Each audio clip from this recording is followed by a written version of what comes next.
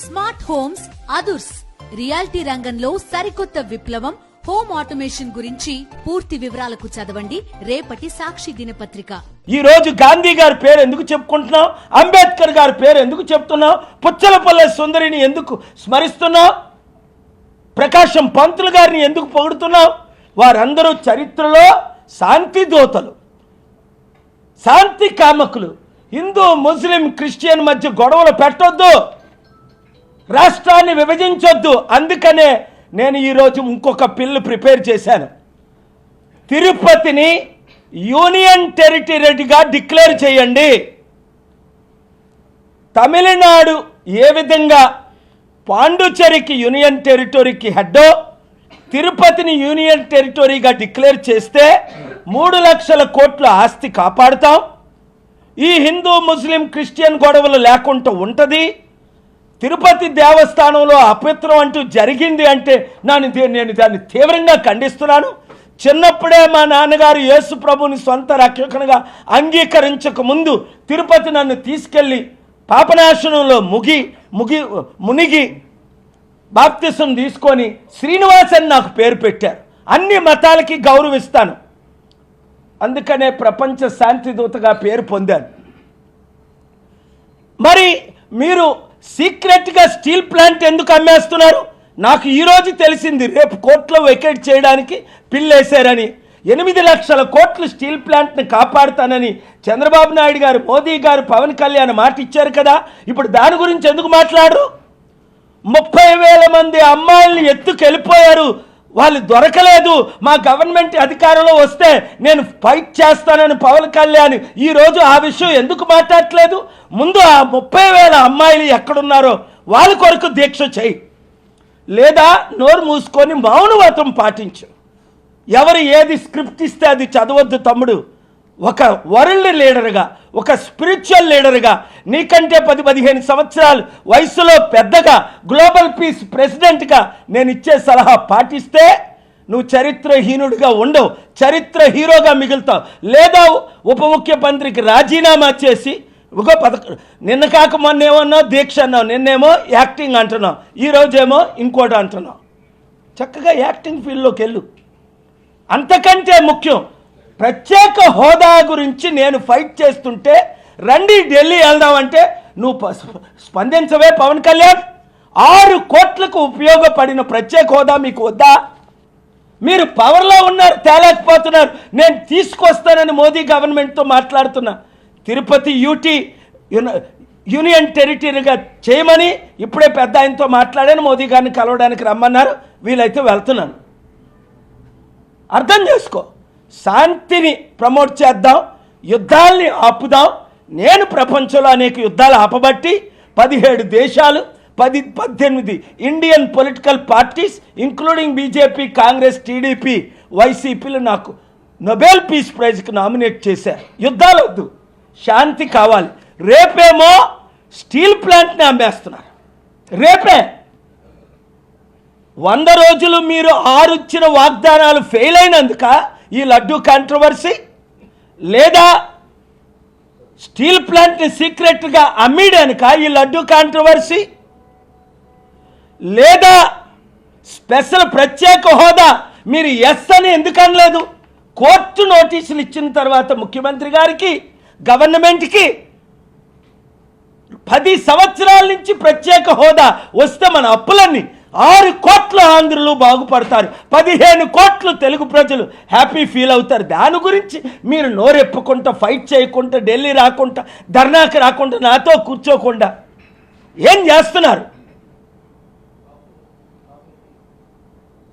ఒళ్ళు దగ్గర పెట్టుకోండి. దేవుడు క్షమించడు, నేను క్షమించను. అందుకనే తిరుపతిని యూనియన్ టెరిటరీగా డిక్లేర్ చేయమని నేను బిల్లు ప్రిపేర్ చేశాను. రేపు మీరు న్యూస్ వింటారు. Thank you very much. హైదరాబాద్కి తిరుపతి కనెక్షన్ ఏంటి? ఎవరు అడుగుతున్నారు? నేను ఎప్పుడు అడగలేదు. హైదరాబాద్ చాలా బాగుంది, అది తెలంగాణలో కంటిన్యూ అవుద్ది. సిబిఐ ఎంక్వైరీ అడుగుతున్నాను కదా. మీ అభిప్రాయం సార్, మీరు దేశాలు మొత్తం తిరుగుతూ ఉంటారు కాబట్టి మీకు వచ్చిన ఫీడ్బ్యాక్ కానీ లేకపోతే మీకు వచ్చిన సమాచారం కానీ? చూడు బాబు, లడ్డూలో కల్తీ కలిసింది అంటే ఎవరినైనా ప్రాసిక్యూట్ చేయాలి, ఒక హోలీ టెంపుల్ని అన్హోలీ చేస్తే. కానీ జూలై 23ని ఆ రిపోర్ట్ వచ్చినప్పుడు నేను చదివాను, టైమ్స్ ఆఫ్ ఇండియా కూడా రిపోర్ట్ చేసింది. ఇప్పుడు వరకు ఎందుకు ఊరుకున్నారు చంద్రబాబు నాయుడు గారు? దానికి ముందు జవాబు చెప్పాలి.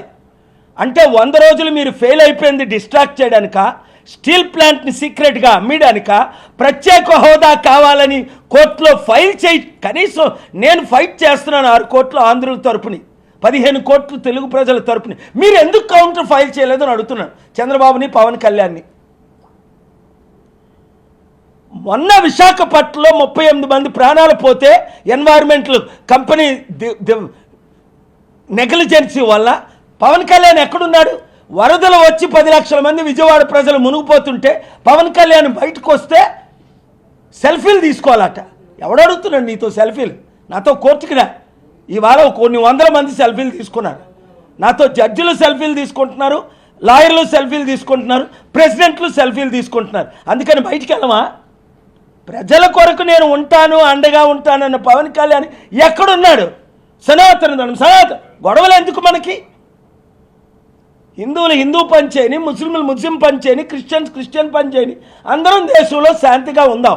కారణం ఏంటంటే ఎలాగా ఫెయిల్ అయిపోయారు. 100 రోజుల్లో ఇచ్చిన 6 వాగ్దానాలను నెరవేర్చలేదు, స్టీల్ ప్లాంట్ని కాపాడలేదు, ప్రత్యేక హోదా తేలేకపోయారు. మోదీ గవర్నమెంట్ ఫెయిల్ అయిపోయింది. ఇక్కడ ఉన్నది మోదీ ఎన్డీఏ గవర్నమెంట్. ఇప్పుడు గొడవలు పెట్టాలా?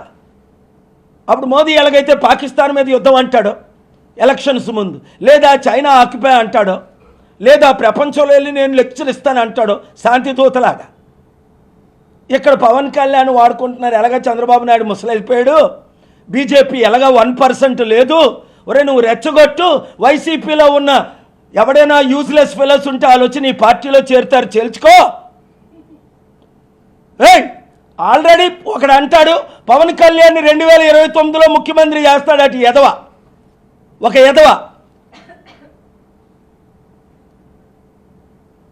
ఇప్పుడు ఆల్రెడీ ఆయన ఉప ముఖ్యమంత్రి. ఇప్పుడు ఏం చేస్తాడో చెప్పు. ఇచ్చిన వాగ్దానాలు నెరవేర్చండి, 13 లక్షల కోట్ల అప్పులు తీర్చండి, 1 కోటి మందికి ఉద్యోగాలు ఇవ్వండి, ఇచ్చిన 6 వాగ్దానాలు నెరవేర్చండి. ఫ్రీ బస్ అన్నారు, ఫ్రీ బస్ ఇవ్వండి. ఇంటికి 15,000, 18,000, 20,000, 30,000 అన్నారు. ముందు అది ఇచ్చి చూపించండి. ఇప్పుడు దాకా మొదటిదానికి మొగుడు లేడు, కడదానికి కళ్యాణం అట. మళ్ళీ ఇప్పుడు ఉన్నది పవన్ కళ్యాణే గవర్నమెంట్, చంద్రబాబు నాయుడే. మళ్ళీ 2029 అప్పటికి రాష్ట్రమే ఉండదు నేను కాపాడకపోతే, ప్రత్యేక హోదా తీసుకురాకపోతే, స్టీల్ ప్లాంట్ను అడ్డుకోకపోతే. Be careful, mind your language. Dear Pawan Kalyan, I love you as a little brother. I blessed you. I laid hands and prayed for you at your home. But don't speak whatever you want to speak. Little English that you know. Please mind your language. Understand what you are speaking. Close your eyes for 11 days. Pray to unite Christian, Hindu, Muslims. Dividing is very easy. Uniting is very difficult. Twin towers were destroyed in the matter of minutes in the US. Worth billions of dollars. To build those twin towers, it took years. First, do what you promised to the people of Andhra Pradesh. When you fail to do, come, let us work together. I am here to help you. Thank you very much. 100 రోజుల్లో